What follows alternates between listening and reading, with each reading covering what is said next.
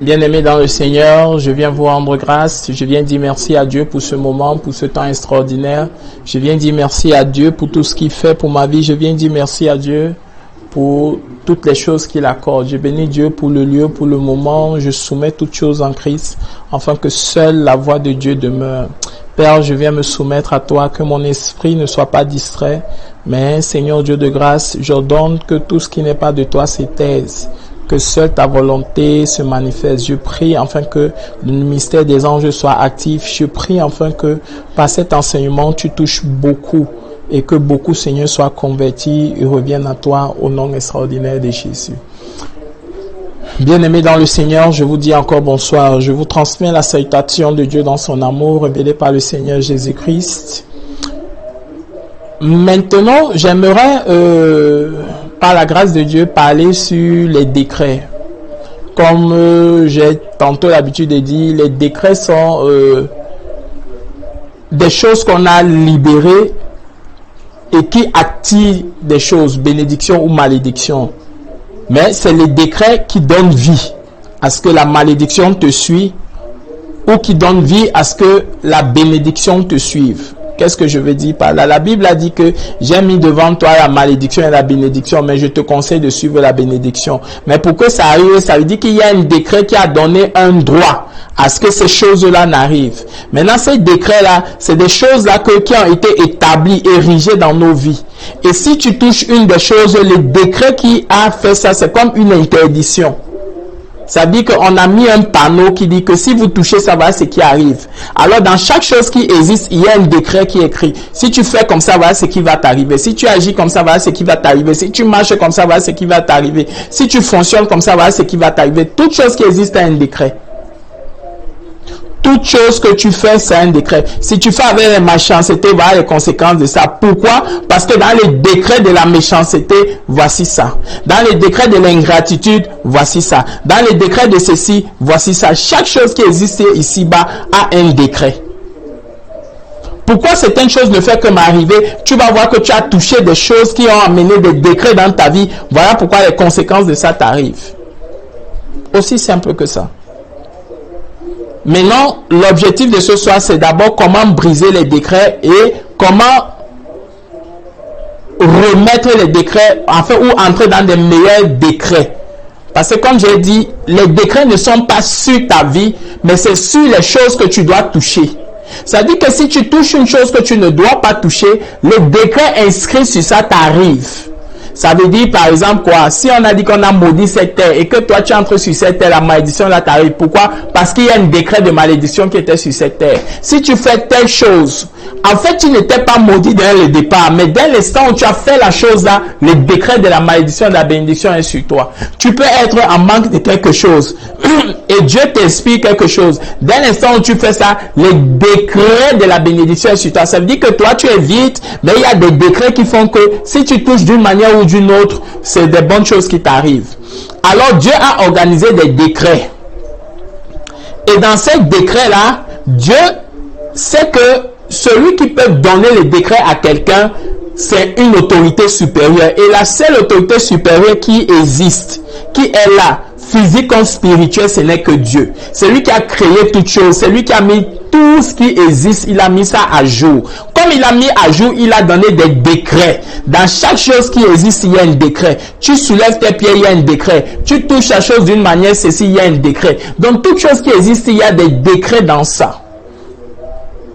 Maintenant, c'est trouver simplement décret de bénédiction ou décret de malédiction qui sont importants. Est-ce qu'on se comprend? Maintenant, comme les décrets sont donnés par les autorités, ça veut dire que dans le monde spirituel, il y a Dieu qui est en tête, il y a les anges et il y a les démons. Ça dit que quoi? Tu vas trouver que, ok, le Saint-Esprit demande de remettre ça à jour. Il y a Dieu qui est en tête, il y a les anges, il y a les pasteurs, les oints de Dieu, et il y a les démons. Il y a le diable. Ça dit que Dieu a le décret qu'il a donné qui est au-dessus de tous les décrets, que ce soit des démons ou des autres. Il y a l'autorité que les anges peuvent exercer, il y a l'autorité que les pasteurs peuvent exercer, il y a l'autorité que les démons exercent, il y a l'autorité que le diable exerce. Mais la seule autorité qui supporte toutes ces autorités-là, c'est le décret que Dieu a organisé. Maintenant, quand Dieu a créé toute chose, quand il a fini de créer sa chose, il a dit à sa chose que voici ce que j'ai créé. Et ce que j'ai créé, je te le donne à l'homme. Et j'ai décrété qui sera à mon image, à ma ressemblance, et toi, la création, tu l'appartiens parce qu'il doit être soumis. Parce que tu dois être soumis à lui. Maintenant, l'homme, dans son intellect, décide de vendre son droit au diable. Le diable récupère, et comme le décret était que l'homme obéit, l'homme reçoit ce que j'ai, et je décrète de bonnes choses pour lui.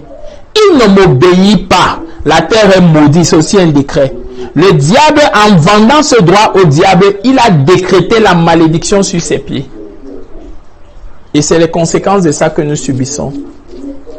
Nous sommes en train de...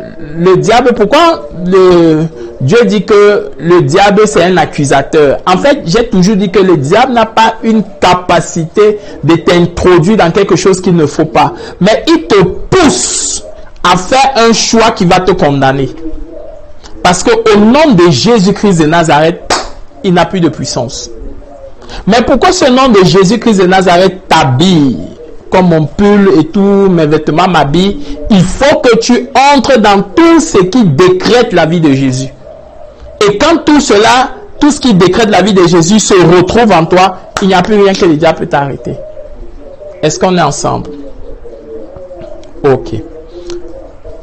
Maintenant, mon but de cet enseignement, c'est d'expliquer. C'est-à-dire que j'ai expliqué que les décrets sont des choses qui érigent notre monde. Dieu, en créant chaque chose, a dit chaque chose a un décret. Il a dit, il a créé le ciel et la terre. En créant le ciel et la terre, il a fait un décret. C'est moi le seul créateur. Tant que les gens obéissent à ça, celui qui a créé toutes choses va leur donner toutes choses. Mais ceux qui n'obéissent pas, ceux qui obéissent plus à la création qu'au créateur est maudit. Il y a toujours un décret par rapport à ça. Maintenant, tu descends, il y a le décret que faisons l'homme à mon image, à ma ressemblance. Si l'homme n'est pas à mon image, à ma ressemblance, il ne peut pas profiter des décrets qui sont dans sa vie, mais il a les décrets de la malédiction. Voilà pourquoi, comme Adam n'était plus à sa ressemblance, il y a un décret de malédiction qui est venu à ses pieds. Comme il y a beaucoup de décrets qui tournent dans nos vies, si tu prends la chose de quelqu'un, il y a un décret de malédiction. Si tu fais la méchanceté, il y a un décret qui est dans ta vie. Tout ce qui est négatif a un décret. Tu fais ça, les conséquences de ça te suivent, même si tu fais comment. Maintenant, mon but maintenant, c'est d'amener aussi la première personne qui a décrété la chose qui est meilleure, c'est Dieu. Celui qui a créé toute chose en créant, il a décrété tout ce qui est meilleur.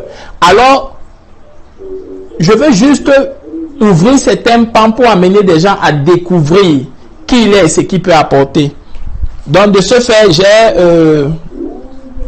je veux qu'on lit un verset qui va faire en sorte que on développe tout le reste. C'est Proverbe 6, 16. Proverbe 6, 16, je lis. Il y a 6 choses que l'Éternel et même celle qui a horreur. Les yeux hautains, la langue menteuse, les mains qui répandent le sang innocent, le cœur qui médite les projets iniques, les pieds qui se hâtent à courir au mal, le faux témoin qui dit les mensonges, celui qui excite les querelles entre frères. La Bible dit ici que il y a 6, voire même 7 choses que Dieu a en horreur. Ça veut dire qu'il y a des choses que Dieu ne veut pas. Donc Dieu ne veut pas les yeux hautains, l'orgueil, la langue menteuse, le mensonge, les mains qui répandent le sang innocent. Ça dit le Congo, ça, tu as tué le nom de quelqu'un, tu parles mal à quelqu'un dans le but qu'on le nuit, on lui fait des choses. Dieu a horreur de ça. Les faux témoins, tu es toujours en train de dire des choses qui n'ont pas. Celui qui incite les querelles entre ses frères, c'est facile. Tu vois un peu. Les pieds qui se hâtent à courir au mal. Le cœur qui médite les projets iniques. Ça, Dieu a en horreur. Maintenant, voici les points que Nous avons lu ça. Maintenant, voilà les points que si tu le fais, tu quittes du mauvais décret de malédiction pour entrer directement au décret qui accompagne la bénédiction. Première des choses que j'ai cité comme point, premier des décrets qui attire les décrets de bénédiction dans ta vie, reconnaître ton état. Le problème ici dehors, c'est que beaucoup de personnes ne savent pas que je suis déjà à tel point. Et beaucoup de personnes ne veulent même pas accepter. Comment tel va venir me dire que je suis à tel niveau? Comment tel va venir m'accuser ou tel? Non, il n'est même pas dans l'état d'esprit d'accepter une erreur simple. Il refuse ça catégoriquement. Il est dans l'état d'esprit que personne n'a le droit de lui dire telle ou telle chose. Ou si quelqu'un a le droit, ce n'est que Dieu et le Saint-Esprit. Mais tout le reste, personne n'a le droit. C'est pour ça que quand toi tu dis à une telle personne telle chose, il y a toujours une chose qui t'accuse. Personne ne sait dire que, ok, je reconnais, peut-être je ne vois pas ça, mais je reconnais et j'accepte pour passer à autre chose. Si tu ne reconnais pas ton état, tu ne peux pas évoluer. Si tu ne sais pas dans quel état tu te retrouves, tu ne peux pas connaître le niveau dans lequel tu es. On dit même que quand les enfants ont en période de congé, quand l'école veut commencer, comme ça veut commencer là, on dit que venez les mettre à niveau pour que chaque enseignant essaye d'équilibrer et retrouver l'état de quels sont les élèves de sa classe. Parce que si tu reconnais l'état dans lequel tu es, c'est fini, tu évolues. S'il y a l'orgueil en toi, tu reconnais qu'il y a ça, c'est un autre niveau. Reconnais ton état, première des choses. Deuxième, tu as déjà reconnu ton temps, prends la résolution de changer.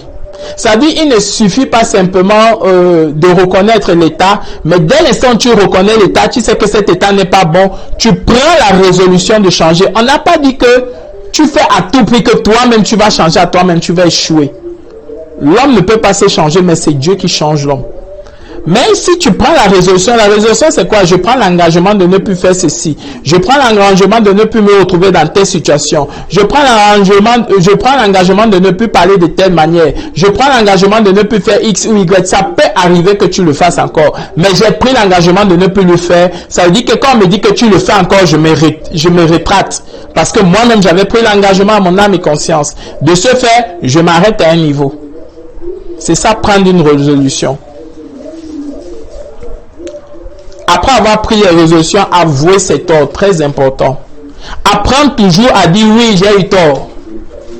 Même si la personne doit prendre la chose pour se moquer, pour t'accuser, c'est pas ton problème. L'essentiel, c'est Dieu. Prends toujours l'habitude de dire oui, j'ai eu tort. Oui, j'ai eu tort. Oui, j'ai eu tort. Avouer ses torts veut dire que je ne connais pas toutes choses. Avouer ses torts veut dire à Dieu que Seigneur, je vais encore apprendre. Avouer ses torts veut dire à Seigneur que je ne suis pas orgueilleux, je vais encore plus m'humilier. Et plus tu avoues, plus il y a comme des mauvais décrets d'accusation et d'autres choses qui sortent en toi. Parce que c'est simple pour toi d'avouer tes torts. Oui, j'ai fait, oui, je l'avoue. Tu n'as pas besoin de chercher, je l'avoue. Et celui qui avoue facilement ses torts est déjà pardonné. Quatrième, délaisser la chose. Même si c'est comment, il faut délaisser.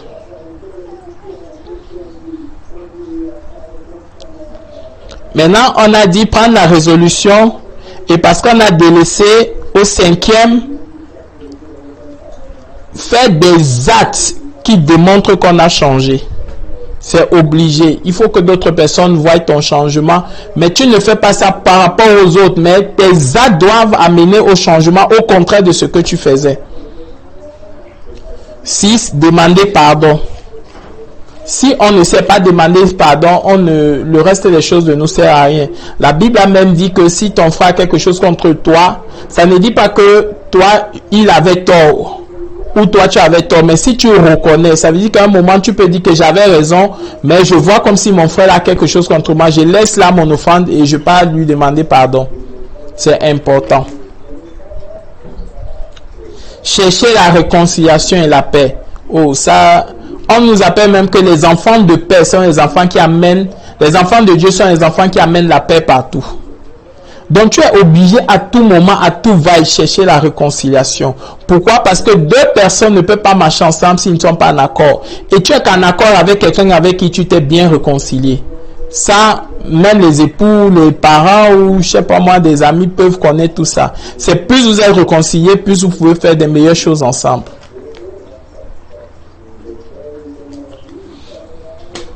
Et être soumis, c'est obligé. Plus tu es soumis, plus tu sais certaines choses. Plus tu es soumis, plus les choses deviennent facilement sans te résister. Et apprendre à se valoriser. Si tu attends que c'est les autres qui disent que tu as bien fait, ça n'arrivera pas. Tu peux être dans une mouvance où personne ne veut reconnaître les efforts de ton travail. Donc, comment tu dois te valoriser? Plus tu fais ce qui est bien, ça ne se cache pas. Même quand l'autre, quand il te regarde, il ne sait pas dire que tu as bien fait. Mais apprends toi-même à regarder et dire non, je fais encore plus parce que ce que je fais est bien. Donc, je le fais encore mieux. C'est ça, se valoriser. Ça dit que je vois mon bienfait et je suis content de ça, je le refais encore. Je ne refais plus parce que l'autre, comme il n'a pas reconnu, j'arrête. Mais je fais encore plus parce que je me valorise, je suis bien et je m'apprécie moi-même d'abord. Apprends à t'apprécier toi-même. Dis que oh, tu es belle, dis tu es ceci, dis tu es beau, dis tu fais bien. Apprends à t'apprécier toi-même. Quatrième des choses, accepter les orientations de Dieu. Plus tu acceptes les orientations de Dieu, plus ça devient facile. Plus tu t'organises dans les orientations de Dieu, plus les choses deviennent faciles. Tu n'es pas là à regarder que qui m'a dit. Mais si tu acceptes que effectivement ça entre dans la base biblique, c'est une orientation de Dieu, alors tu t'appliques. C'est pas qu'il faut qu'il y ait un grand nombre de prophètes ou je sais pas moi quoi avant qu'il te donne une orientation. Mais non, mais si ça se retrouve que le fondement de ça est biblique, c'est normal que tu acceptes ces orientations. Si tu as ça, tout décret de bénédiction entre sur toi. Maintenant, pour parler cas à cas, tu te retrouves dans un système où tu vois comme si l'argent te fuit. Tu te retrouves dans un système où tu vois comme si des choses ne donnent pas. Mais ça veut dire simplement qu'il y a un décret d'escroquerie dans ta vie. Ça veut dire qu'à un moment donné, toi-même, tu as commencé à escroquer des gens. Et quand tu escroquais des gens, il y a un décret qui a dit que celui qui escroque le fait appel, ses poches seront vides. À un moment, toi aussi, tu vas faire des choses et tu vas trouver que, pardon, plus tu as l'argent, plus l'argent sort. Plus tu escroques les cœurs, toi-même aussi, on ne va pas t'aimer. Si à un moment donné dans ta vie, tu commences à interagir que selon toi, c'est toi qui as toujours raison, c'est toi qui dois toujours dire, c'est toi, c'est toi, c'est toi, c'est toi, c'est toi, c'est toi, c'est toi.